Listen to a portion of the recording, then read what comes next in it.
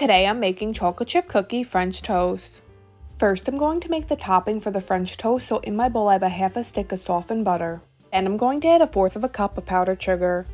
Next I crushed up some Chips Ahoy cookies and I'm going to add a fourth of a cup of them. Then I'm going to add a teaspoon of milk.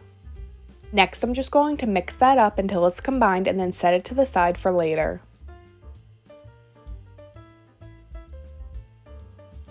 Next I'm going to make the batter for the French toast, so in my bowl I have 1 egg. Then I'm going to add a splash of milk. Then I'm going to add a splash of vanilla extract. Next I'm just going to mix that up. Next I have a bowl with some crushed up Chips Ahoy. First I'm going to dip the bread into the egg mixture and make sure to get it coated really well on both sides. Next I'm going to dip the bread in the chocolate chip cookie crumbs and get that coated really well on both sides.